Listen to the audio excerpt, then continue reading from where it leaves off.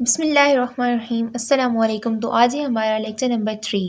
तो आगे पढ़ने से पहले हम देखेंगे, हम थोड़ा रिव्यू कर लेंगे कि हमने कितना कवर कर लिया है, क्या क्या हमने पढ़ लिया है, डिस्कस कर लिया है। सबसे पहले हमने देखा था स्केलेटन, देन हमने देखा था टाइप ऑफ स्केलेटन जिसमें endoskeleton, exoskeleton and hydrostatic skeleton आ जाते हैं। देन हमने सेकंड लेक्चर में देखा डिवीजन ऑफ ह्यूमन स्केलेटन जिसमें एक्सियल स्केलेटन और अपेंडिकुलर स्केलेटन। एक्सियल स्केलेटन में से भी हमने स्कल और वर्टिब्रल कॉलम को हमने डिस्कस कर लिया। तो आज हम इस लेक्चर में हम देखेंगे स्टर्नम और रिब केज के बारे में। तो जी स्टार्ट करते हैं हम रिब केज के बारे में पढ़ना। ये हमारा पूरा जो है ये रिब केज है। रिब केज में हमारे पास टोटल 12 पेयर्स ऑफ रिब्स होती हैं।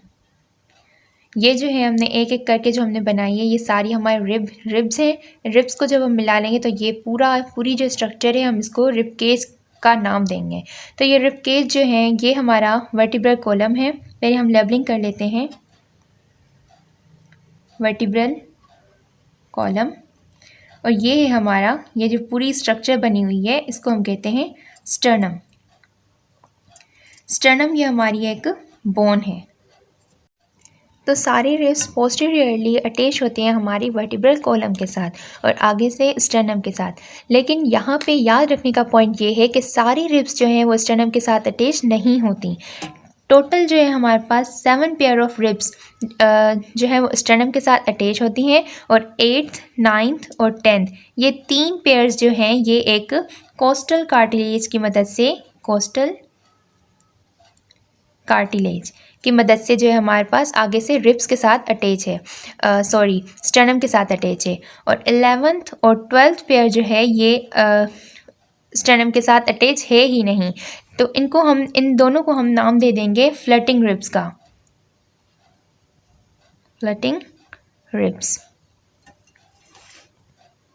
इसको क्लियर कर देती हूँ।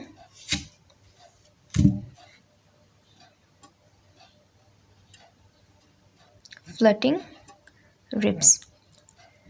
तो यहाँ से सवाल आता है कि कितनी पेयर ऑफ रिब्स हैं जो फ्लटिंग रिब्स हैं। तो हमारे पास 2 pair of ribs, 2 pair of ribs.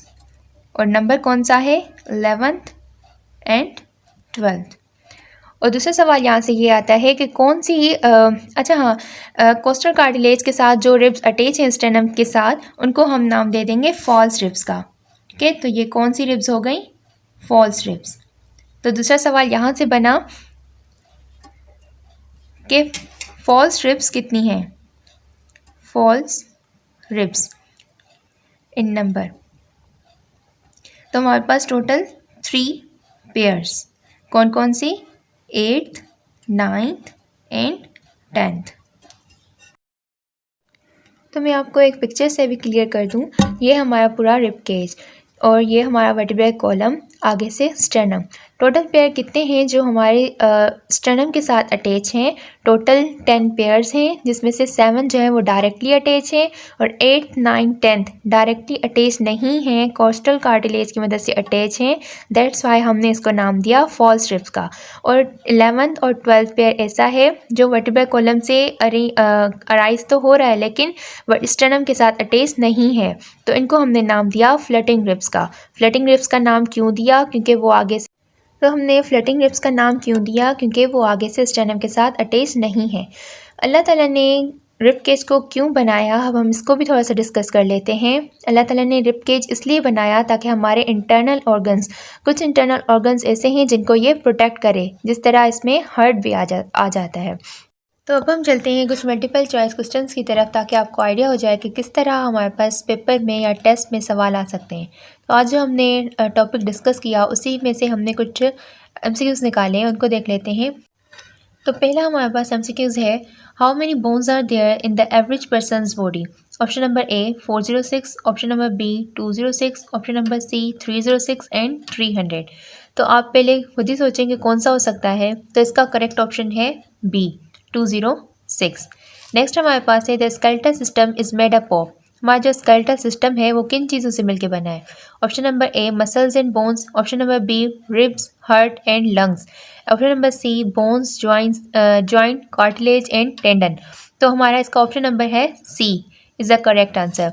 Skeletal system, अब देखें हड्डियां इनमें से हमारे कौन से हैं। बोन्स देखें, हमने बोन्स और कार्टिलेज को पहले से ही पढ़ा है कि ये दोनों मिलके हमारा बनाती हैं स्केलेटल सिस्टम। जॉइंट्स जो हैं, दो बोन्स जब मिलती हैं तो वो जॉइंट बनता है। अब टेंडन क्या है, इस टेंडन को भी हम क्लियर कर लेते हैं। टेंडन हमारा एक tendon is a flexible tissue. Tendon एक टिश्यू है that connect your muscles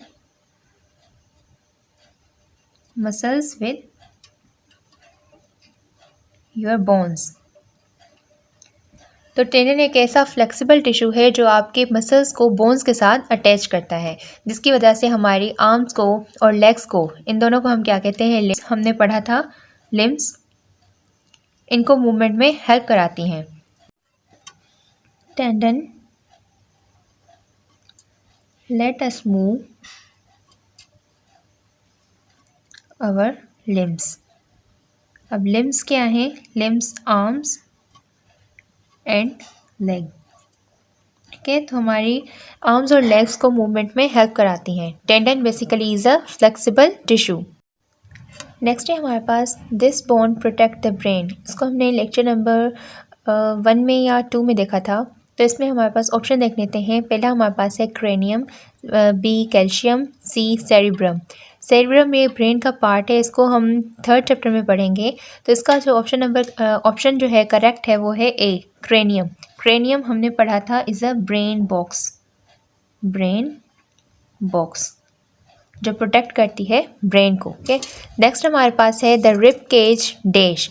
तो रिब केज जो है वो क्या करता है basically. Option number A protect the heart and lung, option number B protect head, and option number C provide attachment for lungs. इसका ऑप्शन नंबर ए करेक्ट है हमारे पास,